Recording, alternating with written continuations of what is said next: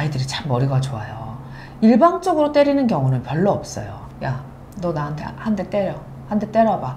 어떻게든 때리게끔 만들어요. 그래서 B가 뭐 얘는 그냥 겁이 나니까 이렇게 세게 주먹으로 때린 것도 아니고 그냥 슬쩍 이렇게만 해요. 그러면은 A 입장에서 너가 먼저 나 때렸다 라고 하면서 그때부터 엄청 때려요.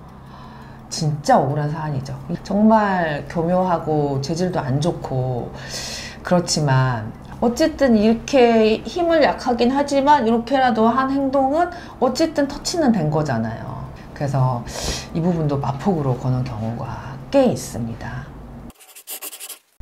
안녕하세요. 학교변호사 김영미입니다. 학교폭력도 남학생과 여학생들 간에 좀 차이가 있습니다. 오늘은 남학생들 사이에서 많이 발생하는 학교폭력 유형에 대해서 알아보도록 하겠습니다.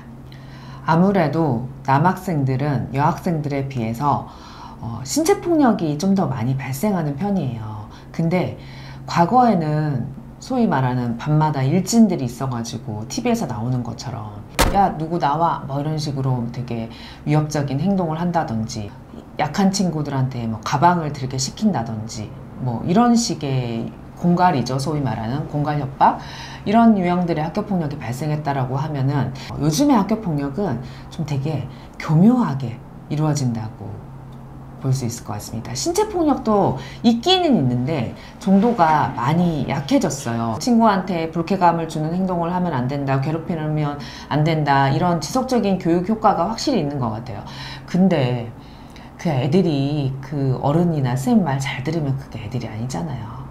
크고 작게 신체폭력이 발생합니다. A라는 학생은 좀 이렇게 힘이 약해요. 그런데 말이 좋아. 말빨이 좋아요. 뭐 딱히 그 심한 욕을 하는 건 아닌데 사람을 불쾌할 만한 이야기를 계속 지속적으로 하는 거예요. 근데 이 B 남학생은 말보다는 행동이 좀 앞서는 학생이에요. 그러다가 얘가 이제 야 우리 남자답게 맞짱 한번 뜨자 이렇게 뭐 영화처럼 이렇게 해요. 뭐 주먹으로 뭐 팔을 이렇게 툭 친다든지. 그래서 이 A 학생이 이런 발로 툭 찬다든지 아니면 어깨에 툭 친다든지 이런 행위를 학교폭력으로 신고합니다. 그게 이제 신체폭력의 기본적인 경향이죠.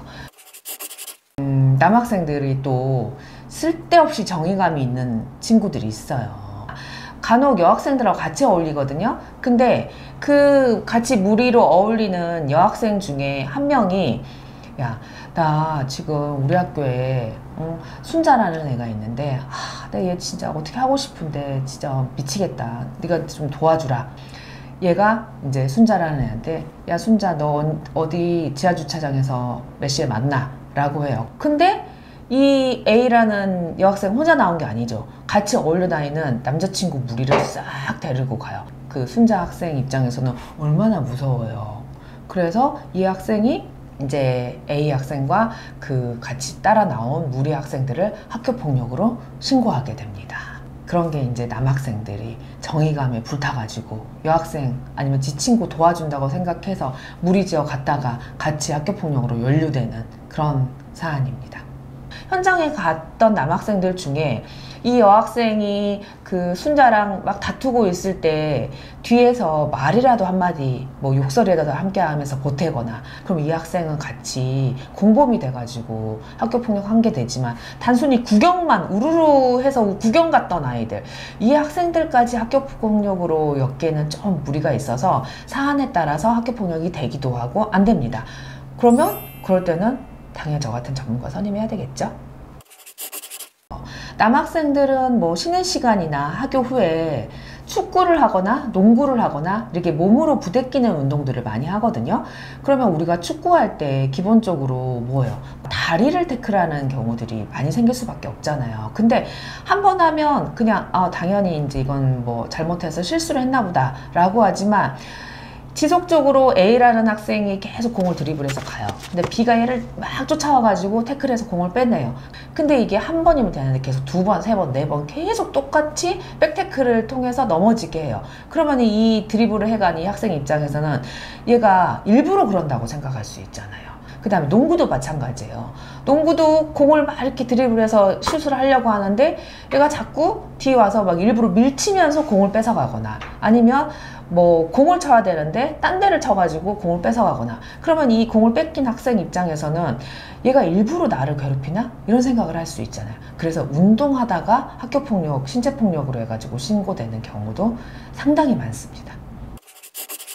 추행 사건도 심심치 않게 발생하고 있습니다. 추행이라는 거는 반드시 이성 사이에서만 발생하는 건 아니고, 또 동성 간에도 추행으로 신고되는 경우가 있는데, 간혹 본인이 되게 애정 표현을 뭐 잘하는 친구가 있을 수 있겠죠. 집에서 뭐 늘 부모님과 포옹을 한다거나, 뭐 그런 학생들은 부모님이나 나의 친한 친구랑 자연스럽게 스킨십을 했다고 해도 다른 학생한테는 불편함을 줄 수가 있거든요. 그래서 상대방이 원하지 않는데 다가가서 막 껴안는다든지, 아니면 친구들 사이에 장난이라고 생각하고 고추 만지는 경우도 있잖아요. 장난스럽게.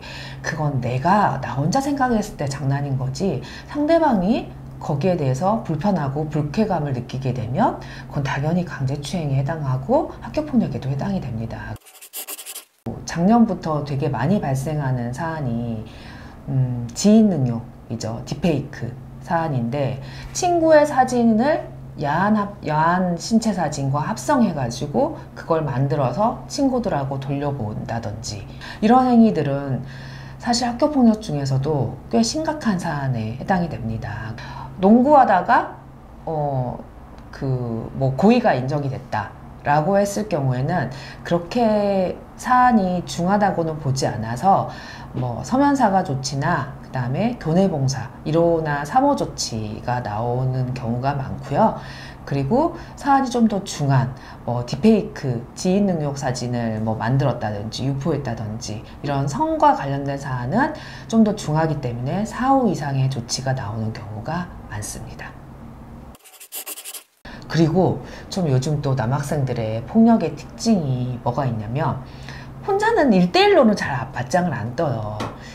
꼭 이렇게 무리가 있어요. 얘는 혼자 나오게 하고 A는 맞짱 뜨자고 하는 친구는 주변에 친구들을 데리고 오거든요. 그럼 그 중에 꼭 한 명은 또 사진을 찍네, 이거를. 그래가지고 이 촬영한 사진을 지네들끼리 돌려보기도 하고, 아니면 뭐 인스타그램에 잠시 올렸다가 내리기도 하거든요. 그래서 피해 학생 입장에서는 그때 당시에 목격 학생들이 누가 있는지, 그때 촬영을 했다라고 하면 그 촬영본이 삭제되기 전에 곧바로 경찰서에 신고해서 그 영상을 확보하는 것도 방법입니다. 어떤 경우는 B가 평소에 계속 얘에 대해서 험담을 하고 다녀서 A 입장에서는 얘를 한번 혼내줘야 되겠다 싶어가지고 때리는 경우도 있거든요. 그래서 사안에 따라 매우 다양하게 나타나고, 그럴 경우에 어떤 경우에는 마폭으로 거는 경우도 있기 때문에 항상 무조건 우리 아이 말만 들어보려고 하지 마시고 그 상황을 객관적으로 파악하려고 노력하시고, 거기에 대해서 꼭 전문가의 상담을 받아보시길 바랍니다. 오늘은 학교에서 발생할 수 있는 남학생들 사이의 학폭에 대해서 알아봤는데요. 학교폭력, 우리 아이가 당한 학교폭력에 대해서 궁금한 사항이 있으면 항상 저에게 문자, 이메일로 상담을 해주시기 바랍니다. 학교폭력에 대해서, 그리고 학교 문제에 대해서 궁금한 점이 있다고 하면 저 김영미 변호사를 불러주세요.